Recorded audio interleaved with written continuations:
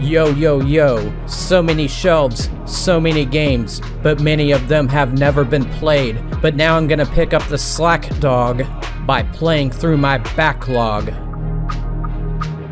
Oh yeah.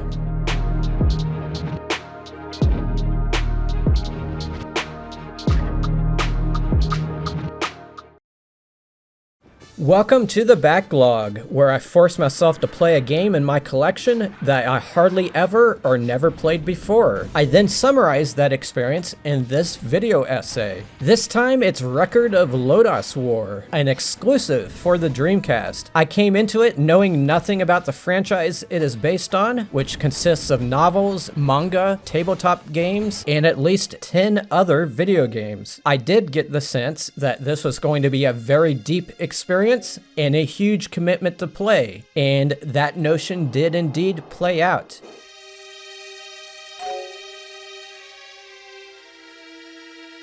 You play as an unnamed warrior who has been resurrected by a wizard, and you have been given the task of saving the world by tracking down various people who are trying to destroy it, basically.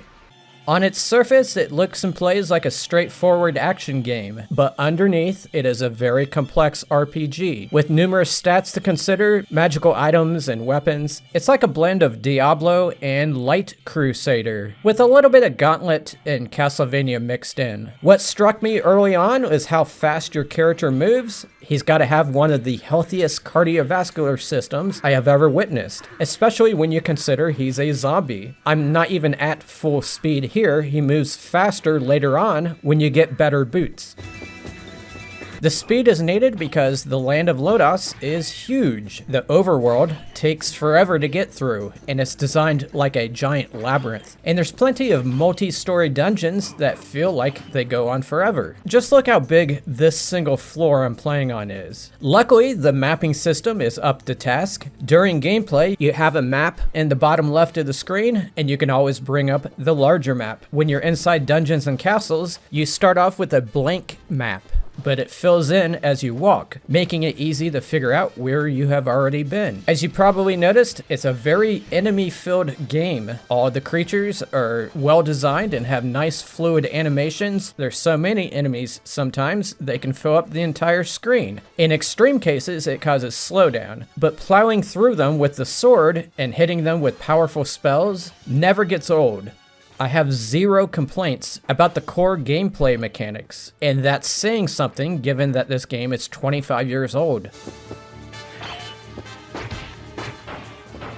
I have to wonder why I've never heard about this game before. Perhaps it's because it's buried on a system that many people have never played, and for the people that have played, they have mostly been drawn to the first-party titles that get all the attention. But I will say that this game feels just as polished as those first-party games. Another factor is that people are probably afraid of the name of the game. When people hear Record of Lodoss War, it just sounds strange, unless you're one of those familiar with the source material. But anyway, my personal strategy in playing RPGs is to grind a lot in the early parts of the game, to the point where I make myself powerful enough to tear through the later parts of the game. It takes more time to do things that way, but it's very satisfying to get powerful and just defeat bosses easily. To that end, I found a good place to grind for experience. It was a certain dungeon. I spent 2 days going in and out of it, and it went so well that I ended up reaching level 100, the maximum level you can reach in the game. But after becoming level 100, I found that the rest of the game was not the cakewalk I thought it would be. The last 20% of the game was a grueling slog. I ended up dying a lot due to the relentless efforts of the enemies. It's easy to get surrounded by them and just get clobbered from all sides. But how could that be? I was level 100. As it turns out, leveling has just a tiny effect on the overall stats of your character. It's also about the things you are wearing, the weapons you are using, and the spells you are equipping. But by far, the most important thing in regards to your stats are inscriptions. What the heck are those? Well, at first, I didn't really understand them, so I had to consult the manual many times, and I ended up reading some of those text-based walkthroughs to get some clarity on how inscriptions work. But basically, you find ancient text written on rocks that are all over the place in the game, and when you read that text, it gets added to a list, and you can bring your list to the blacksmith, and he will inscribe those writings on your shields, your weapons, your helmets, and your armor. Those inscriptions, in most cases, make incremental stat modifications to the items they are inscribed on. For example, I can inscribe a word that causes my sword to swing faster. If I inscribe that same word 5 more times, it becomes even more fast. Those kinds of modifications are permanent, so a sword you find at the beginning of the game might be weak, but it can become very powerful near the end if you start putting these inscriptions on it. It may even shoot fireballs. Some of my items ended up with hundreds of inscriptions on them. The adventure aspects of the game are enhanced by those inscriptions because you have to walk all over the place to find them. The rocks that have the words on them are everywhere. It feels so rewarding to explore in this game because not only do you find those inscriptions, you find the other typical things like weapons and armor and stuff like that. There are a lot of stat categories, so much so that it might scare some people away, but you don't really have to understand all the stats, but you do have to pretty much raise all of them in order to have success in this game. And putting inscriptions on your stuff is the best way to do that. But each time the blacksmith inscribes one of those words, you have to give him something called mithril. Mithril is a crystal that you find laying around. It's dropped by enemies. Sometimes there's large mithril that you have to break apart and pick up. You need a lot of it. You can also have the blacksmith melt things you no longer need, and somehow that creates mithril for you as well.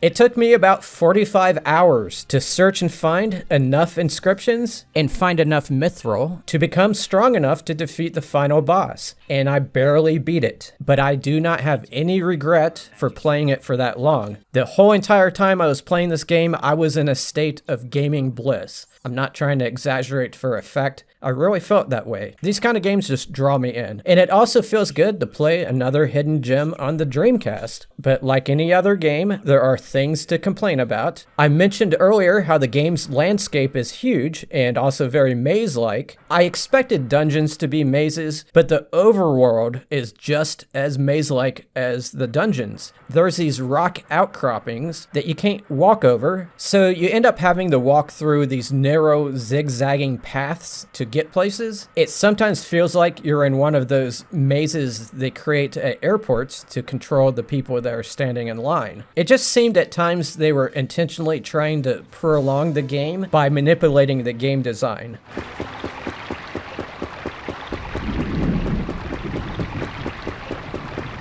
There's also loud noises when you put on certain boots, which are very annoying to hear.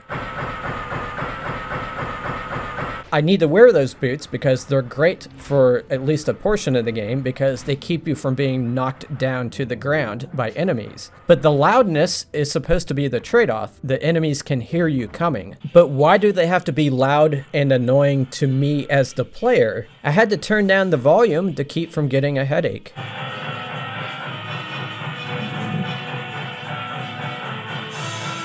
I also had a terrible time keeping track of the various characters and their motivations. I imagine some of them are well known by fans of the source material, but my brain is part of the issue too. I just have trouble remembering character names in general, and names of people in real life. I could have studied the Lodoss universe on Wikipedia to get more out of this game, but this series is about grabbing a game off the shelf and diving right into it. All that being said, I did have an overall idea of what was going on with the plot. I didn't really feel lost or anything like that.